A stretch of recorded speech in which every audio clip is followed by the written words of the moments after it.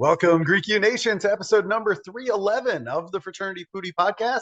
I'm your host, Mike Ayalon, CEO of Greek University. I'm a speaker and a two-time author. Our second book is called From Letters to Leaders, Redefining New Member Education and Leveraging Belonging to Eliminate Hazing. That is available now on Amazon. Go and pick up that book today. We call these episodes the Fraternity Foodie Podcast because there's nothing like great food to bring college students together. Fun fact, there was so much uproar in the fraternity and sorority community when Roe v. Wade was overturned. But interestingly enough, it mostly came from the responses of the national organizations because the messages that they had sent out seemed to be very middle of the road. They really weren't taking either side on this issue. So it's really interesting to look at these issues, see how that intersects with some of the values that we talk about within fraternity and sorority life, such as promoting successful women within sororities and promoting chivalry within our fraternities. Our next guest has a ton of information to share to help move this conversation forward. Her name is Elizabeth, or Liz Katkin.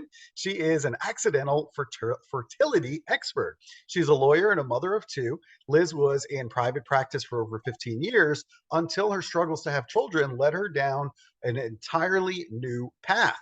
Her unexpected difficulties plunged her into the then unknown world of reproductive medicine, leading her to explore every conceivable and inconceivable route to having a baby. Having successfully navigated her way to having two of her own children, Liz has a passion for sharing what she has learned with others. When she's not talking about fertility with hopeful parents, she's often working with nonprofits, currently serving as co-chair of the Board of Trustees of the Colorado Ballet. In her spare time, she likes skiing, swimming, cycling, traveling, and spending time with her family.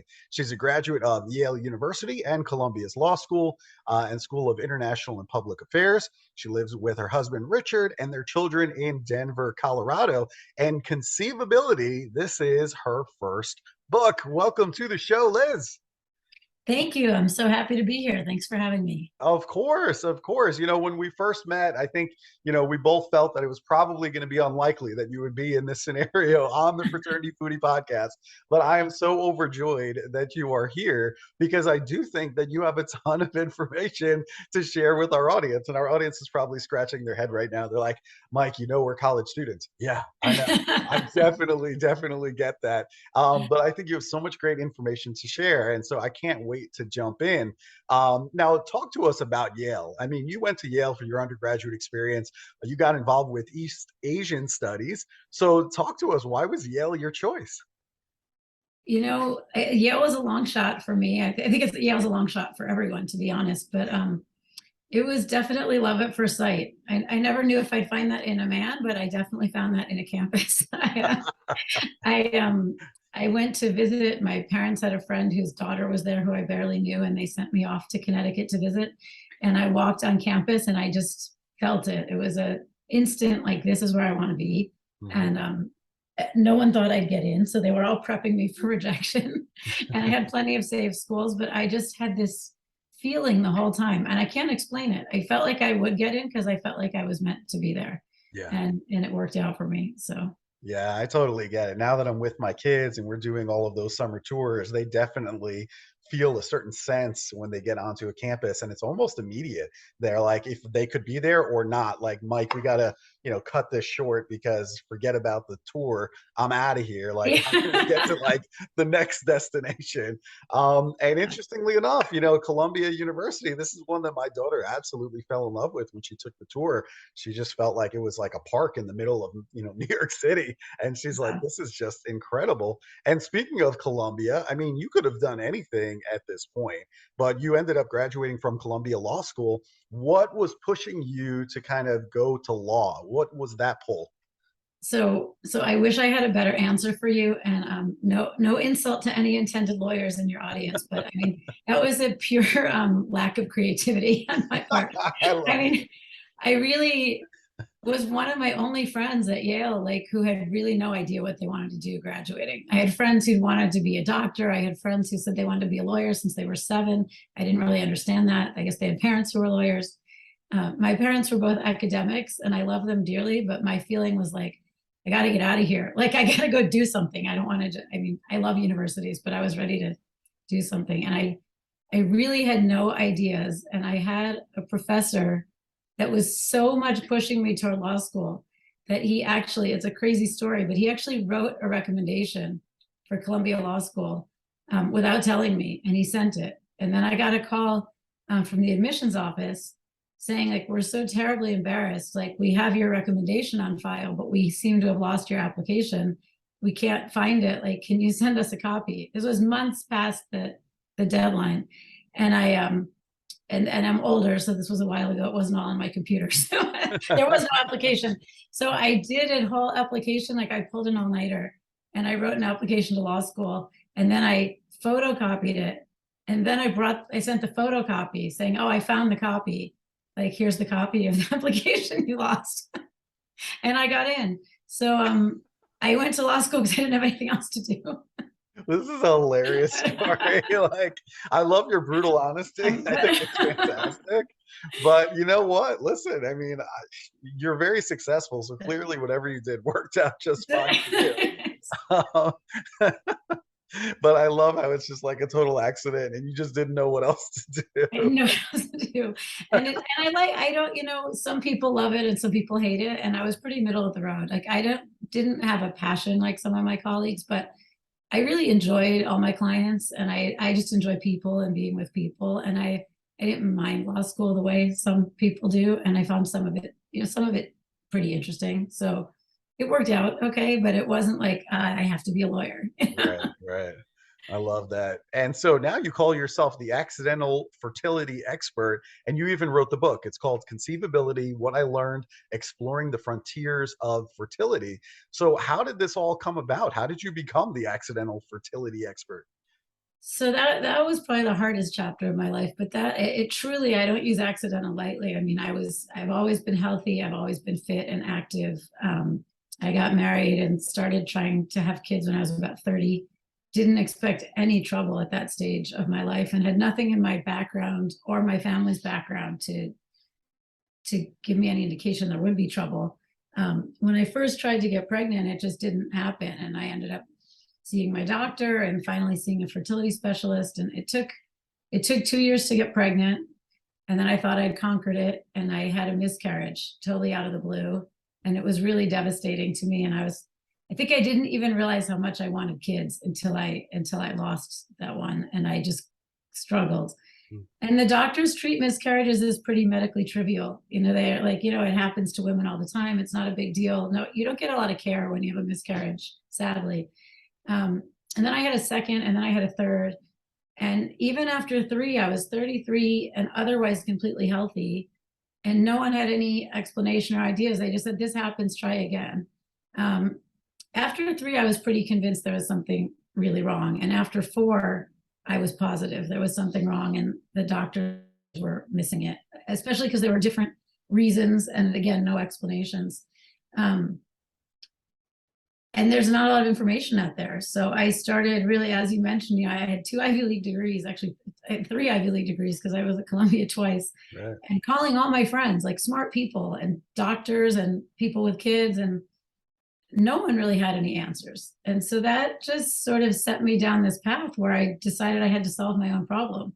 And I never expected it was going to take 9 years and so much research, but I ended up seeing a dozen doctors in 6 countries. I figured out all of my own problems.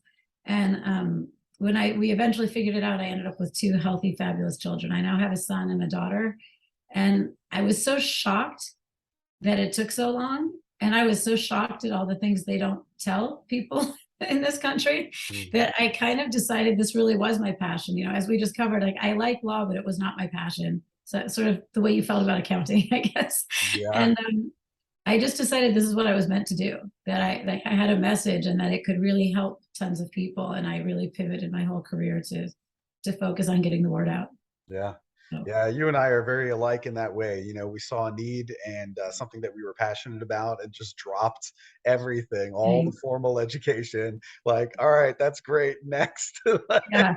and just And that, moved on, you know? yeah. And that's kind of why I say accidental fertility expert, because it's a tough field. You know, people are like, Yeah. where'd you get your medical degree? Are you a doctor? Are you a nurse? Are you a nutritionist? And it's like, I don't have those degrees. I've got plenty of other degrees. But I really do believe, I don't use the word expert lightly. Like, I believe I've learned more about this space than almost anyone in the country, probably through, Yeah. I mean, 9 years of your own research, you can learn more than you learn in school sometimes. So, I totally agree. I'm in the midst of a PhD program right now, or I should say an EDD, Doctor of Education program. And you're absolutely right. I mean, you know, the research that we're doing now is just so fascinating. So I'm kind of doing things a little bit backwards, but that's just the way that things ended up. I mean, it's just hard to know where you're going to end up in life and where you're going to find your passion. Just like you, I think it's totally normal that it takes people a while to figure out what they want to do. But once you find it, you're like, this is what I've been looking for my whole life. This is what exactly. like God put Yeah. me on this earth to do. And when Yes. you find it, you're just like overjoyed. And now you get to research and like, and the research, you know, that I'm doing, I mean, it's just enjoyable because it's totally in line with what I do every single day, you know? So for me, it's great. And I love that you're doing all your own research, able to fix all of your own problems and then share it with others. Like, you found an area that was kind of weak, that there was not a lot of information to share, and so you're like, hey, let me plug this hole and let me provide that resource because there's probably other women like me that just don't have the answers. Yeah. I mean, just brilliant. I love all of it. Thank you. And you know, I started out this conversation talking about overturning Roe v. Wade, which obviously has happened, and I mean, I certainly never expected that to happen. I probably, you know, I'm speaking for you, but you probably never expected that would ever happen in our lifetimes. So now that it's happened, what is Yeah. the impact of that decision on our college students and the college applicants that are listening to us right now? Yeah, it's a great question. And it's funny, people have said to me, like, why are you involved in this Roe v. Wade conversation at all? Because fertility is kind of the opposite of that on the surface. You know, I've always been focused on getting pregnant, not getting pregnant. But all aspects of pregnancy are pretty related, it turns out. And that the Roe v. Wade conversation is really interesting to me because it's not just abortion as people think about it, like you get pregnant and want to get rid of it, but all kinds of things go medically wrong. And, you know, I mentioned to you I had some miscarriages. Like, in the end, I had 7 miscarriages.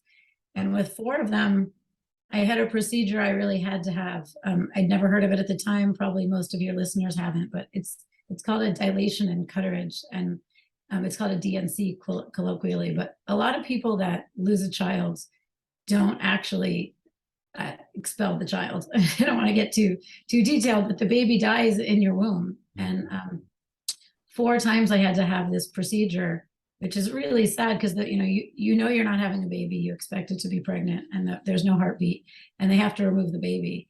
That if you don't, it's really medically dangerous. And that procedure is now of questionable legality in 14 states. You know, abortion is now, I think, as we speak, illegal in 14, maybe 15 this week. Pundits are predicting that'll go to 25 states. And so I think, you know, it's a concern for a lot of reasons. I think if you're in college in a state, if you're in Texas now or Idaho or Indiana, and you had no idea choosing that college that abortion would become illegal, it can be a real problem if you get pregnant by accident. I mean, it could be a problem if by choice you don't want to keep it. It could be a problem if, sadly, young people have miscarriages as well. And it's really important, I think, to be able to access the medical care that people need. And so I think it's really unfortunate for women who chose to go to a state not knowing this was the case. And I know you just mentioned you have a 16-year-old and I have a 15-year-old. Yeah. I've started to see a bunch of newspaper articles and really interesting interviews coming out that this year's senior class will be the first cohort to be looking at colleges. And some schools are bracing themselves for a decline in applications because people don't want to go. You know, I don't know if you've seen, but Idaho is interesting. It's been in the news lately because University of Idaho is the first university to say they feel they're going to have to ban birth control as well. And there are a bunch of universities in these states coming out saying that either they'll ban it or they won't ban it, but they won't provide it or make it free. And I think that really can affect your student population, because I think probably most students listening to your podcast are on campuses where they're probably not intending to get pregnant while they're students, but they're probably making use of birth control. And so knowing that you're using birth control, even if they didn't provide it, that can be sanctioned is something I think college students, will be or maybe should be worried about. Wow. My So, mind is blown. I mean, never, would I have thought in my lifetime that we would be having this conversation, that students would be choosing their colleges based on this decision of overturning Roe v. Wade. I mean, and the impact that has, just like you said, on birth control and all of these things. My mind is blown. I can't even believe we're having this conversation. yeah, I can't either. I mean, It seemed it was there to stay. And I think that things like impacts on college students, there's so many unintended consequences that probably even the Supreme Court didn't think of when they overturned Roe, because it has so many ripple effects through healthcare and just choice of control over your body. And I think we're going to start seeing it in all different zones. But I find the college space really interesting because it's one of the few times in life, and really the first time for most kids, that you're choosing where to go. Mhm. So you're choosing a school, but I think I certainly never thought of it as choosing a state. And I'm sure you probably didn't either. I chose to go to Yale. I didn't say, I want to go live in Connecticut. I think your daughter's looking at Columbia because it's amazing and it's in New York City and it happens to be in New York. But what if Columbia were in Texas? It may or may not affect your family's view. So I don't mean to pick on Texas, but a state that's openly saying it's going to be a problem. So it's sad to me that that's something our kids need to think about, because our generation certainly didn't.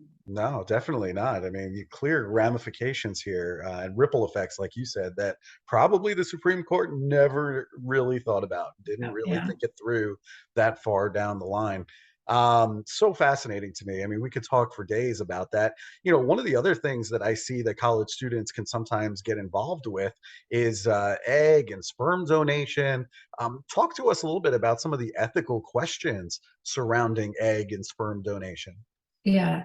So I think those for me really interestingly fall into two categories. One mostly affects women, but the other affects everybody. Mhm. So I'd say one category is health and one category is anonymity. So sperm donation's obviously been around a lot longer than egg donation, and sperm donation's pretty safe. So I don't worry for our boys out there donating sperm from a health perspective. Mhm. Egg donation is complicated because donors can get paid a lot. It can be anywhere from 5,000 to 10,000 is the norm. But at some of the schools you're looking at Columbia students, there was just a big article about a Columbia student who funded journalism school by a round of egg donations that she got paid $20,000 for. Wow.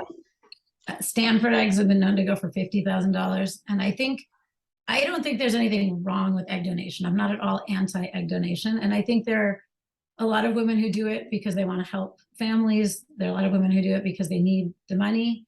My real issue is that a lot of the clinics don't disclose a lot of health information, and most of these young women know nothing about the risks. So it's not that I think it's entirely risky. I myself did IVF 8 times, so I've been through this a lot, but it's a really big toll on the body. So you're taking a lot of hormones. It can make managing school really difficult. Like I was looking at some websites before our podcast. There's one I saw just this morning that's been sanctioned a couple times, and still on their website says, "Let us offer reassurance. Being an egg donor, even more than once, does not and cannot affect your future fertility." I mean, first of all, nobody knows that. It may or may not affect your future fertility. And there are a lot of studies that show like links and correlations, but no causation. I don't want to overstate that, but there are a lot of links to numbers of hormone cycles with breast cancer, uterine cancer. Some people are now thinking ovarian cancer. And these are decisions I think women have to make with all the information. So they may look at the risks and say, this is 20 grand and that allows me to go to Columbia. I'm going to do it anyway. Mm-hmm. But I don't like that clinics are out there telling people that there's no impact, because we don't really know that. And there have been, they're anecdotal, but there have been stories of women who've egg donated 3 or 4 times in school, and then had trouble having their own children later, either because of something that happened during the procedure or the high levels of drugs. So I just think people need to be aware, and clinics need to be more honest. with the pros and cons. Yeah. Thank you so much for sharing that. I'm sure a lot of our listeners absolutely had no idea. Number one, I mean, 20 to $50,000, that's a lot of money for a It's a college lot of student. money. A It's lot a of lot of money, and it's really enticing. And I don't judge people who do it, but I think they have to make that decision with their eyes wide open. Bingo. That's it. I mean, and that's the same thing that I do when I talk about, let's say, alcohol or drug abuse prevention. We'll go through the 5 classes of drugs that are out there. And listen, I'm not going to be there to make that decision for them. On a Tuesday night, I'm not going to be there. Yeah, So they're going to have to make those decisions on their own. But what I do want them to have is the risk. At least understand what is the risk of you putting this in your body. Like, you yeah, need to know that as a human. And if you still decide to go ahead, then that's on you. Like, I can't control that, right? But you should at least understand the risk. And many times, if we're talking about, certain drugs, for example, that students are using in college, they really don't understand the risk at all. yeah. And so that is, part of the issue. And then with fentanyl and all of these other things that are ending up in the drug supply, now we have a whole different conversation because you really don't know what it is that you're putting in your body, and it can kill you. So anyway, so thank you so Yeah. much for sharing all of Yeah. that. I'd say the one tip out there for the fraternity, your fraternity boys out there listening is to check what state you're in if you are a sperm donor or thinking of becoming one. Because Mhm. the other big change since you and I were in school is the anonymity laws. So I Mhm. mean, you've got guys who you can donate sperm every couple weeks if you want. There are some people who do it every month, and it obviously pays a lot less than eggs. But I interviewed some people that donated every month through college, but Yeah. there are cases now of men finding out, they have fathered 100 children. Like, it used to be anonymity laws, but you could get a call now saying, hey, I did a DNA test and you're my dad. Oh, And wow. the first cases are starting to be brought of kids and mothers, women these men have never met, bringing suits for child support. So again, it tends to be the same states that are the states banning abortion tend to also have these laws on anonymity, but it used to be federal, and that's gone. It's really state by state. So before you donate sperm for a few $100, you should think about how you'd feel if you got a call in 15 years of someone saying, hi, Dad. So that's the other thing that I feel ethically. You're asking with the ethics. I think that needs to be disclosed to anyone. Right. State by state, clinic by clinic. If you're donating sperm, they should be telling you whether it's anonymous or not. Yeah. Because a lot of people, some people might welcome that call, but some people could be pretty shocked by that. Absolutely. They would be It's shocked. the real world. You're creating a baby, and that's something people don't really think about. Yeah. It's really good ethical questions and things that people should look into before they go down this road. So I really like that. I know you do talk about surrogate mothers. Do you believe that people should be using surrogate mothers? And if so, how does this process work, and why would you use a surrogate mother? So it's a great question that you ask. I myself did use a surrogate mother. I never expected to, and was kind of resistant until I really educated myself. I really think that's case by case. It's a family's values, but there are some instances, and there are a lot of different medical reasons where a woman literally can't carry a baby, and it may not mean they can't have a genetic baby, but it could be anatomical, like there's a problem with the uterus. And in my case, after 7 miscarriages, I had an autoimmune problem where my immune system sees the baby like the way it would see a cancer or a tumor and attacks it. So we were like producing healthy babies, and my body was killing them. And so the doctors said, you'll never carry a healthy baby. It doesn't mean you can't have one. So you could genetically have your own child, your egg, your husband's sperm, but someone else would have to carry it. The only other route is adoption, which I also think is a great route. We were exploring adoption as well, but we really love the idea of having our own child, and having been pregnant so many times. I just felt like we really could have a child that's ours together, and you've got to get your head around someone else is carrying it. Mhm. But I think there are cases. For us, it was a beautiful situation. We became really close with our surrogate, and we were there when our 2 children were born. And they call her favorite Auntie Catherine, and we've told them like the whole story. But the circumstances really vary. Some people, it'll be a friend or a sister who's a surrogate. Some agencies are nonprofit, and they just help pair couples with someone who wants to carry. And then again, just like eggs, I mean, I know couples who spent $150,000 on a surrogate. And so some surrogates are doing it purely for the money, and they're upfront about it. Some surrogates are doing it because they really don't mind being pregnant and they want to help someone. It's complicated because you have to weigh, I mean, 9 months is a long time for someone to carry your child, and things can go wrong. So you have to get yourself comfortable with the fact that someone's doing you the biggest favor in the world that you can never repay, and something could go wrong. You know, we had the same surrogate with both our children, and she had perfect pregnancies.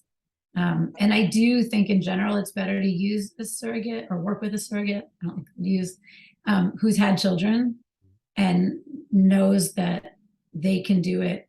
You know, they've had healthy, easy pregnancies and not struggled. Because I think to put someone through that who's never been pregnant, you don't really know what you're going to get.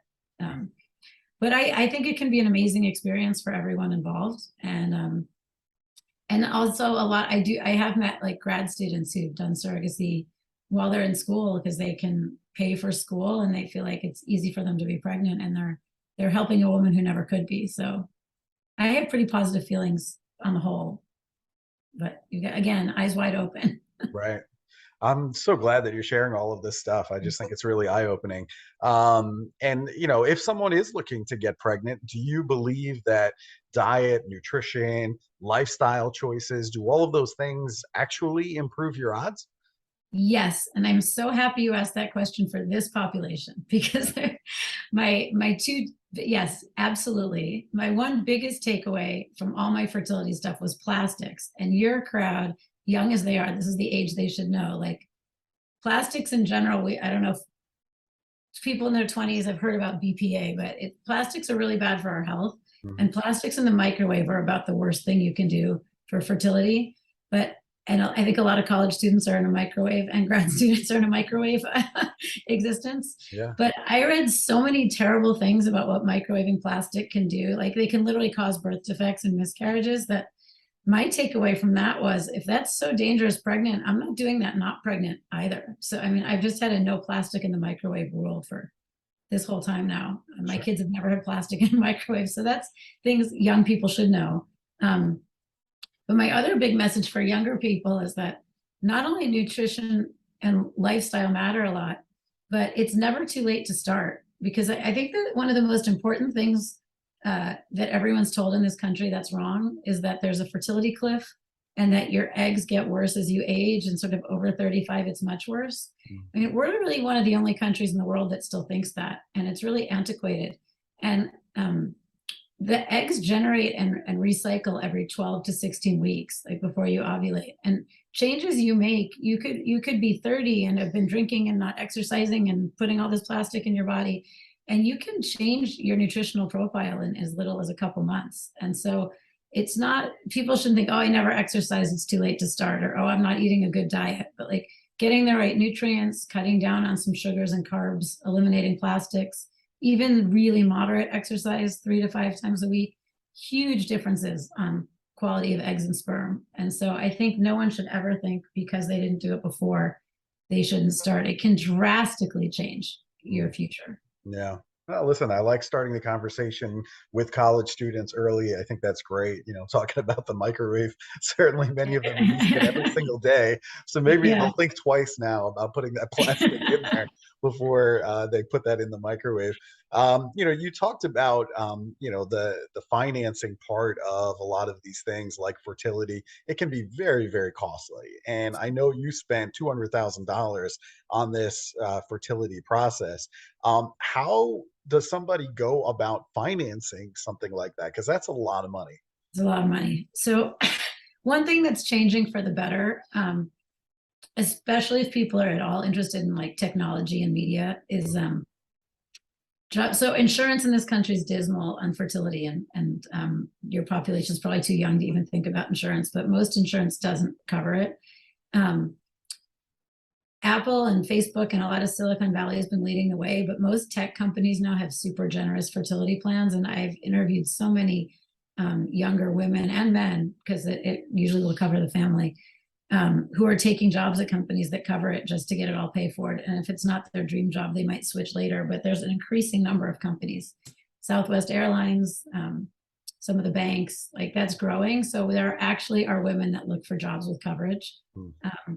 And another big one is traveling overseas, which is, I mean, it's really shocking to me. You know, you can spend $30,000 on an IVF cycle in New York, and you can spend 5 to 6,000 in Spain at a clinic with twice as good success rates. And a lot of countries now are marketing kind of fertility tourism, where you can fly there and have a beautiful holiday on the beach and do a whole IVF cycle and fly home, and it's still a third the cost. Wow. Entirely of what you would pay at home. So that's an option. And the other is just trying to game the insurance system a little bit to get some things covered, which I'm happy to advise people on how to do that. That's a more complicated topic, but there are ways to get things paid for. You've got to be really smart about it. Yeah. I love that you have all these resources and people can reach out to you if they have questions. I think what a great resource, because you've done all of the legwork. You might as well share it with other families. I mean, why not? So happy to share it. Why do you think people aren't really talking about fertility issues? I mean, nobody talks about this stuff. Yeah, you have the best questions, because nobody asks me that. And it's interesting because I found when I had my first miscarriage, I was so quiet about it at first, but then I would tell people.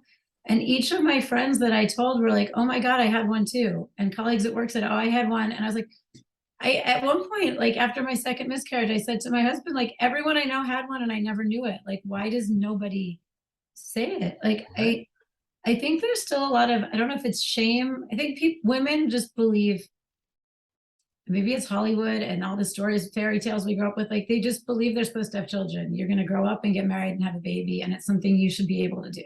You know, you might not go to an Ivy League school, but you're going to become a mom. And I think that when people can't, they blame themselves, which I think is a terrible shame, because they shouldn't be blaming themselves. You don't blame yourself if you get cancer or diabetes. So why should you blame yourself with fertility? But people keep it really secret. And then you get the inevitable, when are you two thinking of having children? Or you've been married 5 years, when are you going to have children? And it's awkward. They don't answer, oh, we've been trying. They just say, oh, soon.